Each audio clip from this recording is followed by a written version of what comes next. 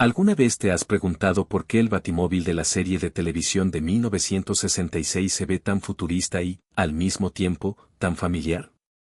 ¿Y si te dijera que este icónico vehículo comenzó su vida como algo completamente distinto, y que su transformación incluye secretos que ni siquiera los fanáticos más fieles de Batman conocen? Hoy descubriremos 20 hechos extraños sobre el Batimóvil de 1966 que cambiarán por completo la forma en que ves este legendario coche televisivo. Desde defectos ocultos en su diseño hasta versiones de carreras, estas revelaciones te volarán la cabeza. Así que abróchate el cinturón, dale like si amas los autos clásicos de la televisión y prepárate para entrar a la Batcueva de los secretos automotrices. El Batimóvil comenzó su vida como el Lincoln Futura. El Batimóvil de 1966 no fue diseñado originalmente para combatir el crimen en Ciudad Gótica. Nació como un auto conceptual de Ford en 1955, llamado Lincoln Futura. Y no era un prototipo cualquiera. Ford gastó $250,000 para que fuera construido por GM en Italia, lo que hoy equivaldría a más de $2.5 millones. El Futura era una pieza de exhibición, una mirada al futuro que Ford imaginaba para el mundo automotriz. Tenía una pintura blanca perlada, cúpulas transparentes en forma de burbuja y enormes aletas traseras que gritaban era espacial. El coche recorrió exposiciones automovilísticas durante años, deslumbrando a las multitudes con su diseño radical. Pero entonces, Hollywood llamó a la puerta. Cuando los productores de la nueva serie de televisión de Batman necesitaban un Batimóvil, tenían apenas 3 semanas y un presupuesto limitado. El diseñador George Barris recordó haber visto el Futura acumulando polvo en su taller. Lo había comprado a Ford por exactamente $1. Sí, un solo $1. Ford prácticamente lo regaló, ya que mantener autos conceptuales era costoso y ya habían explotado todo su potencial publicitario. Barris vio potencial donde Ford solo veía un gasto de almacenamiento. Aquella transformación se convertiría en historia de la televisión. George Barris lo transformó en solo 3 semanas. 3 semanas, eso fue todo el tiempo que tuvo para convertir un prototipo de una década de antigüedad en el auto más famoso de la televisión. El plazo era una locura. La mayoría de los autos personalizados tardan meses o incluso años en construirse, pero ABC quería su Batimóvil para ayer.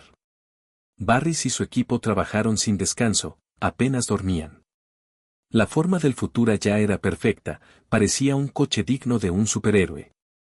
Pero todo lo demás debía cambiar. El color blanco perlado desapareció. Lo pintaron de negro brillante con detalles en naranja fluorescente. Las cúpulas se modificaron, el frente recibió ese característico diseño con forma de murciélago, y la parte trasera fue equipada con un escape tipo turbina atómica. Todo se hizo a mano, sin computadoras, sin maquinaria moderna, solo artesanos expertos trabajando con metal, fibra de vidrio y determinación. Los icónicos emblemas de murciélago en las ruedas también fueron creados desde cero, igual que los tubos de escape falsos. Incluso tuvieron que pensar cómo hacer que el coche luciera bien en televisión en blanco y negro, por eso agregaron los acentos naranjas, se veían mejor en cámara. Cuando entregaron el auto al set, la pintura apenas se había secado. Pero funcionó. El Batimóvil había nacido. Aunque George Barris se llevó el crédito, el hombre que realmente dio forma al metal fue Bill Cushenberry.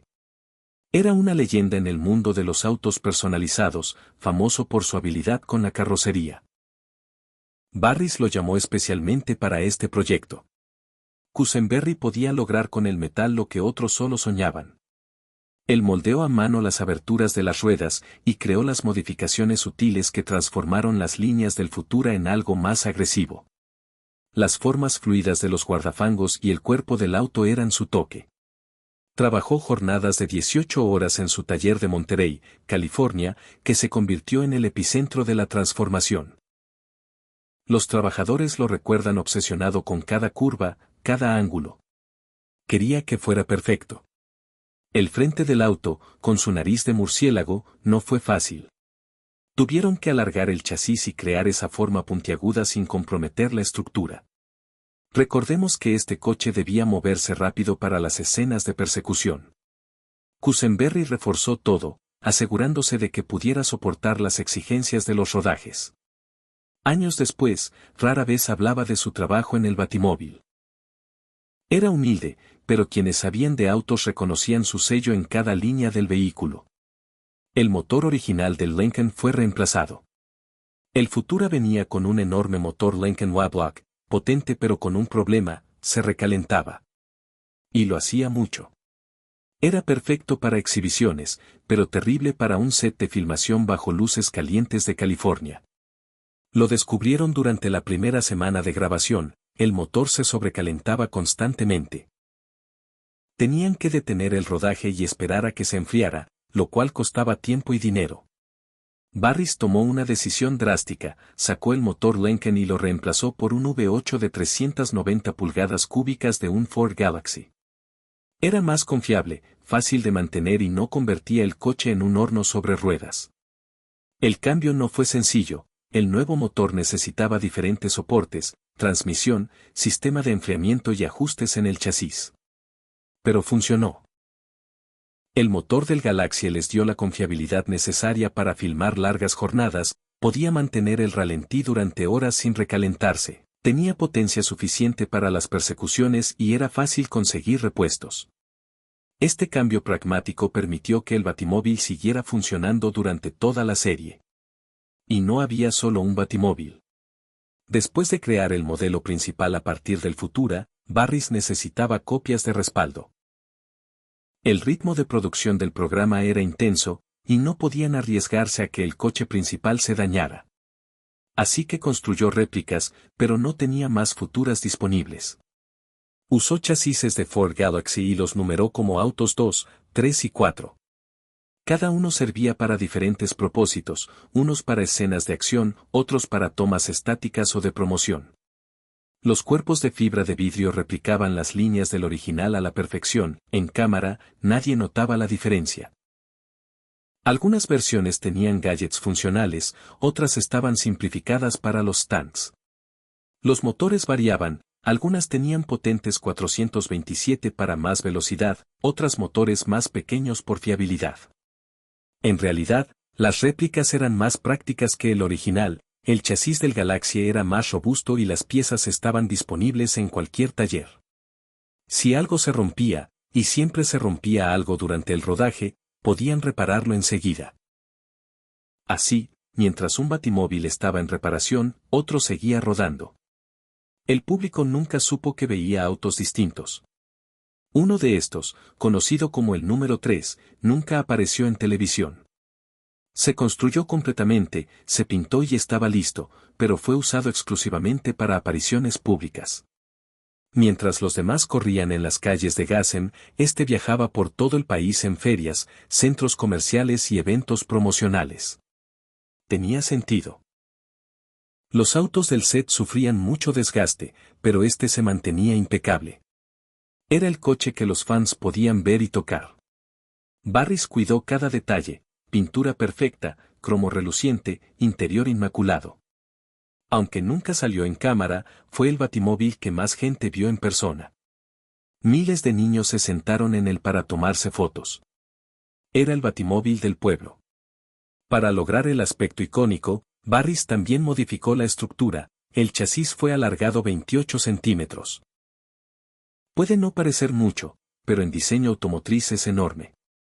Tuvieron que cortar el bastidor y añadir acero, extender el eje de transmisión, los frenos, las líneas de combustible y todo el cableado. Pero el cambio no era solo estético, las cámaras de los años 60 tendían a comprimir la imagen y la longitud extra equilibraba las proporciones en pantalla. El coche se veía perfecto en televisión, más estable y mejor equilibrado entre el motor delantero y el equipo de utilería trasero. Esa modificación se convirtió en parte del ADN del Batimóvil y fue replicada en todas sus versiones posteriores. Una de esas réplicas fue transformada en un coche de carreras dragster. Mientras los demás Batimóviles combatían el crimen en pantalla, este fue convertido en un monstruo de velocidad. Llevaba un motor 427 Police Interceptor preparado para el máximo rendimiento, con pistones de alta compresión, árbol de levas de competencia y múltiples carburadores, alcanzando más de 500 caballos de fuerza.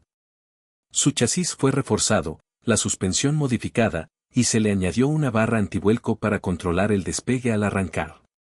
Pero seguía pareciendo el Batimóvil del show. Recorría Estados Unidos participando en exhibiciones de arrancones, desde California hasta Nueva York, alcanzando tiempos de un cuarto de milla en 12 segundos, impresionantes para la época. Las multitudes enloquecían al ver al Batimóvil lanzarse por la pista, con un rugido profundo y ensordecedor. Por primera vez, el auto de Batman demostraba que no solo era apariencia, también tenía poder real. El piloto de estas hazañas era Walt Bell Shrewsbury, una leyenda del automovilismo. Temerario, talentoso y un poco loco, había conducido de todo, desde dragsters de combustible hasta autos a reacción. Manejar el Batimóvil era solo otro día de trabajo para él, aunque no era fácil. El coche pesaba mucho, la visibilidad era pésima por las cúpulas de burbuja y el largo frente dificultaba ver la línea de salida. Pero Shrewsbury se adaptó. Desarrolló técnicas para lanzar el auto con precisión, dominar la tracción y cambiar de marcha perfectamente. Sus espectáculos eran legendarios, derrapadas de humo, despegues con las ruedas delanteras en el aire y un público que creía estar viendo al mismísimo Batman. Décadas más tarde, en enero de 2025, el Batimóvil número 3 fue subastado en Barrett-Jackson, en Scottsdale, el evento más grande de autos de colección. La expectación era inmensa, no era solo un coche, era un pedazo de historia televisiva. Los coleccionistas volaron desde todo el mundo. Cuando apareció en el escenario, el público estalló en aplausos. El subastador relató su historia, construido por George Barris, utilizado en giras y exposiciones, y reconocido por generaciones de fans. Pese a los años, el auto lucía como nuevo, pintura brillante, cromo impecable, interiores perfectos. Las ofertas subieron rápido hasta alcanzar una cifra confidencial, aunque se sabe que fue una suma impresionante. El comprador no solo adquirió un coche, sino un símbolo de una era donde todo parecía posible. El lote incluía un certificado de autenticidad firmado por el propio George Barris. En el mundo del coleccionismo, la procedencia lo es todo. Cualquiera puede construir una réplica, pero demostrar que fue hecha por el creador original es oro puro. El certificado detallaba su construcción, materiales, propósito y anécdotas del propio Barris, junto con fotografías inéditas del proceso, eventos promocionales y niños sonriendo dentro del coche. No era solo un documento, era historia viva del Batimóvil. El auto que nació de un concepto futurista, fue salvado del olvido y terminó convirtiéndose en el vehículo más legendario de la televisión. Era un paquete histórico completo. Para los coleccionistas, toda esa documentación era casi tan valiosa como el coche en sí. Probaba, sin lugar a dudas, que se trataba de una pieza auténtica de la historia de la televisión. Una de las mejoras más ingeniosas de las réplicas del Batimóvil fue el morro abatible hacia adelante. Toda la sección frontal, desde el parabrisas hacia adelante, podía inclinarse. Y no era solo por estética, era pura practicidad. Entrar y salir del Batimóvil original era complicado. Las puertas eran pequeñas, los asientos muy bajos y las cúpulas tipo burbuja lo empeoraban todo. Tenías que contorsionarte para entrar. Adam West y Burt Ward se volvieron expertos en el deslizamiento Batimóvil, pero para eventos promocionales aquello era un problema. Los fans, sobre todo los niños, querían sentarse dentro del coche. El morro abatible resolvió eso. Bastaba abrir unos seguros y toda la parte delantera se levantaba con gatos hidráulicos. De pronto, el acceso era facilísimo. Podías entrar casi de pie. La ingeniería estaba muy bien pensada. El punto de giro se calculó con precisión, los hidráulicos llevaban la fuerza justa y la sección delantera quedaba equilibrada para que no se cerrara de golpe. Todo funcionaba suave. Esta característica apareció en el Batimóvil número 3 y en algunas otras réplicas. Hizo que las giras fueran mucho más sencillas, en lugar de ayudar a cada fan a encajarse por la puerta, el equipo simplemente levantaba el morro. También facilitaba las fotos. La parte frontal elevada creaba un ángulo dramático, mostraba bien el interior y todos los gadgets de lucha contra el crimen. Una modificación simple que convirtió al batimóvil promocional en algo mucho más amigable para el público. En los primeros días, los batimóviles ni siquiera estaban pintados con pintura automotriz normal.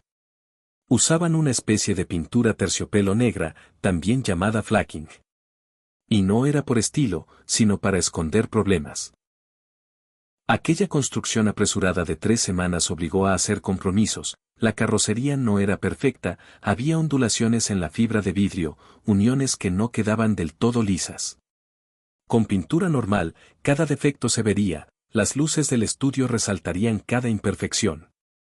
Así que recurrieron a la pintura de terciopelo. Este recubrimiento especial contenía fibras diminutas que creaban una superficie mate que absorbía la luz. Ocultaba imperfecciones como por arte de magia. Las ondulaciones desaparecían, las uniones se difuminaban, y el coche se veía perfecto en cámara. Tenía otras ventajas, no reflejaba las luces del estudio, evitando destellos que podían arruinar la imagen. El acabado mate también hacía que el auto se viera más amenazante, más de murciélago. Pero tenía grandes desventajas, era muy delicado. No se podía lavar como un coche normal, la lluvia era un problema y, a veces, con solo tocarlo se marcaba. Para una producción de TV, era una pesadilla. Con el tiempo, cambiaron a pintura convencional. Mejores técnicas de preparación permitieron usar negro brillante. Los batimóviles posteriores se veían mejor en persona, pero aquellos primeros coches cubiertos de terciopelo negro tenían una presencia única que la pintura normal nunca pudo igualar. A medida que los batimóviles envejecían, hicieron falta restauraciones. La pintura de terciopelo fue lo primero que desapareció. Los restauradores modernos la sustituyeron por pintura negra brillante de alta calidad y el cambio fue radical. Los autos pasaron de ser sombras mate a convertirse en piezas de exhibición relucientes. La pintura brillante dejaba ver las líneas hermosas que Barris había diseñado, cada curva atrapaba la luz, las pinstripes naranjas resaltaban sobre el negro profundo. No eran trabajos rápidos. Los profesionales dedicaron cientos de horas a cada coche. Los desmontaban por completo hasta dejar la fibra de vidrio y el metal al desnudo, reparaban daños acumulados durante décadas, lijaban y corregían cada imperfección. La tecnología moderna de pintura ayudó mucho, sistemas bicapa con base y barniz creaban una profundidad increíble. El negro parecía infinito, y el barniz protegía todo. Estos batimóviles restaurados podían soportar clima, lavados y el constante manoseo del público. Algunos puristas pedían conservar la pintura de terciopelo original por fidelidad histórica, pero la practicidad terminó imponiéndose. El acabado brillante permitió que los autos siguieran de gira y en exhibición sin tanto miedo a dañarlos. Restaurados, los batimóviles lucían mejor que nuevos, logrando por fin la presencia que los constructores originales habían soñado, pero que la tecnología de los años 60 no les permitía alcanzar. Cada restauración demostraba lo bello que era realmente el diseño de Barris. Si ves la serie con atención, notarás algo raro, la matrícula del batimóvil cambia. A veces se ve TP3567, otras veces BT1 y, en ocasiones, BAT1. No era un descuido de continuidad, tenía explicación. TP3567 era una matrícula real de California, legal. La usaban cuando grababan en calles públicas, porque el coche tenía que estar correctamente registrado. BT1 y BAT1 eran placas de utilería, usadas en el estudio o en rodajes de set cerrado. Se veían mejor en cámara, eran fáciles de leer y reforzaban la conexión con Batman. Estos cambios de matrícula cuentan mucho sobre cómo se hacía televisión en los 60, trabajaban rápido y con presupuesto ajustado. Si necesitaban filmar en Sunset Boulevard, ponían la placa legal. De vuelta al estudio, tocaba la placa de atrezo. A veces se olvidaban de cambiarla, y los espectadores más observadores pueden detectar placas legales en escenas de estudio o placas BAT en exteriores. Es casi un juego de encuentra las diferencias. Estos pequeños detalles hacen que la serie sea más interesante y nos recuerdan que detrás de la fantasía había una producción real con retos reales. Otro elemento que cambió en mitad de la serie fue el volante. El Batimóvil original usaba el volante del Lincoln Futura.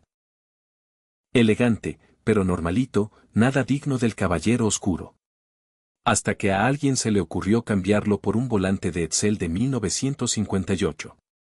Era perfecto, tenía ese selector de transmisión por botones en el centro, con un aspecto futurista y misterioso. Ideal para el vehículo de alta tecnología de Batman. El cambio se hizo discretamente durante la primera temporada.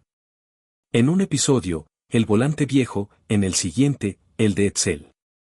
Sin explicación, simplemente apareció. La mayoría de los espectadores ni lo notó, pero visualmente marcó una gran diferencia. El volante de Edsel era mucho más dramático en pantalla, cuando Batman lo sujetaba en escenas de persecución, tenía más presencia. Esos botones en el centro sugerían tecnología avanzada. Con el tiempo, todas las réplicas adoptaron el volante de Edsel como el correcto, y el original del Lincoln quedó olvidado. Esta especie de evolución constante era normal en la producción. Iban afinando detalles episodio a episodio, si algo funcionaba mejor, lo usaban. El Futura de Lincoln no era más que un concept car bonito, pero Batman necesitaba equipamiento para luchar contra el crimen. Los productores se desataron con los gadgets. Cada episodio parecía presentar algún nuevo dispositivo Bat. El batiteléfono era lo más evidente, un teléfono rojo en el centro del auto, que se iluminaba dramáticamente. El Radar Detectoscope mostraba peligros aproximándose, aunque en realidad no era más que una pantalla modificada. La palanca de Bat-Turn era genial, al tirar de ella, el coche hacía un giro perfecto de 180 grados.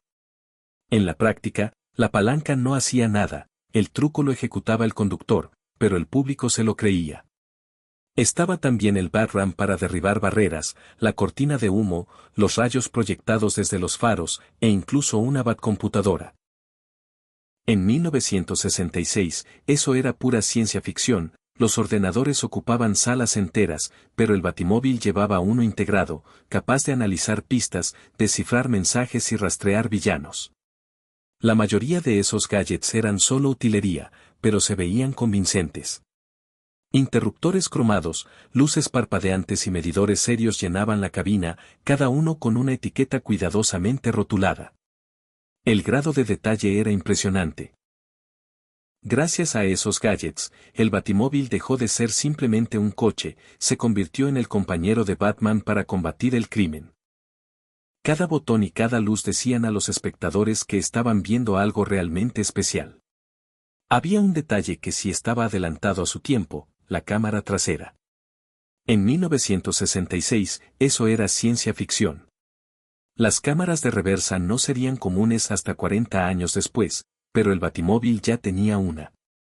La llamaban Batscope.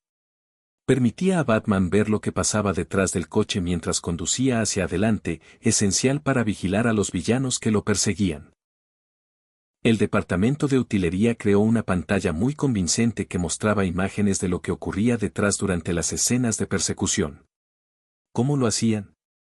Magia cinematográfica, filmaban las tomas traseras por separado y luego las reproducían en el monitor.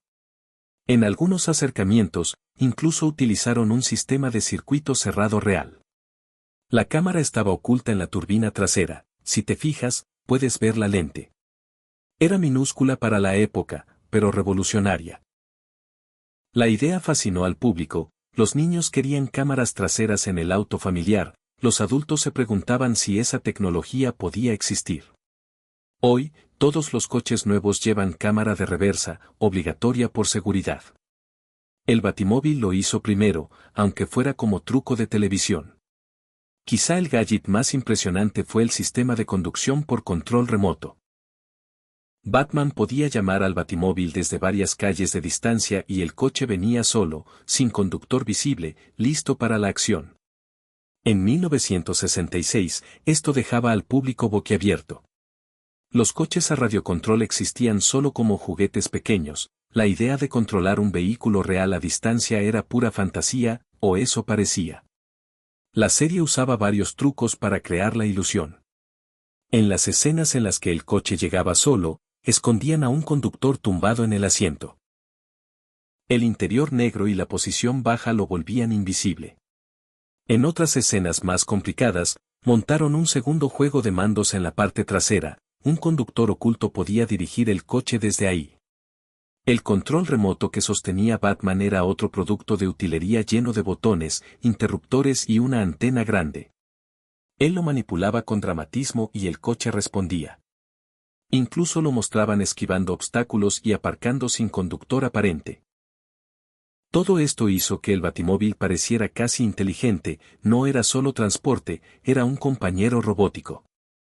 Hoy hablamos de coches autónomos como algo moderno, pero el Batimóvil ya jugaba con esa idea, aunque fuese magia de Hollywood. Y quizá la revelación más sorprendente de todas, George Barris nunca vendió el Batimóvil al estudio. Fue más listo que eso. En lugar de venderlo, se lo alquiló. Esa decisión de negocios fue la que acabó haciéndolo millonario. Cuando 20ª Century Fox necesitó un Batimóvil, Barris podría haber aceptado venderlo y olvidarse. Le ofrecieron comprarlo, pero él sabía qué pasaba con los autos de TV, los estudios los usaban hasta destruirlos y luego los desechaban. Así que negoció un acuerdo distinto, el estudio podía usar el coche para filmar, pero la propiedad seguía siendo suya. Además, conservó el derecho de construir y vender réplicas y, lo más importante, se quedó con los derechos de merchandising. En 1966, el negocio de licencias y productos de TV apenas estaba arrancando, pero Barris vio el futuro, sabía que ese coche sería icónico. La apuesta le salió increíblemente bien. Los juguetes del Batimóvil volaron de las estanterías. Los kits de maquetas se vendieron por millones. Autos a escala, pistas de sled, coches de pedales, cualquier cosa con el Batimóvil se vendía. Barris se llevó una parte de todo eso. También construyó y vendió réplicas a museos y coleccionistas, cada una por sumas muy altas, y se recorrió el país con el original cobrando por sus apariciones. El coche se convirtió en una máquina de imprimir dinero. Cuando por fin vendió el Batimóvil original en 2013, alcanzó $4.62 millones en subasta. Nada mal para un coche que compró por $1 y modificó por unos 15,000. Pero el verdadero negocio no fue esa venta, sino las décadas de propiedad, licencias y merchandising. George Barris no solo construyó el Batimóvil, construyó un imperio alrededor de él. Y ahí lo tienes, más datos extraños sobre el Batimóvil de 1966 que ni siquiera muchos de los fans más entregados conocían. Desde pintura de terciopelo hasta carreras de aceleración, desde las jugadas maestras de negocios de George Barris hasta las arrancadas de cuarto de milla de Wild Bill Shrewsbury, este icónico auto de TV tenía casi tantos secretos como la propia Baticueva. ¿Cuál de estos detalles te sorprendió más? ¿Llegaste a ver alguno de estos Batimóviles en persona? Cuéntalo en los comentarios. Y si disfrutaste este repaso profundo al coche más famoso de la televisión, no olvides dejar tu like y suscribirte. Activa también la campanita, porque vienen más secretos sobre clásicos de la TV en camino. Hasta la próxima, mantén bien cargadas las baterías de tu cinturón de utilidades, y nos vemos en el siguiente video.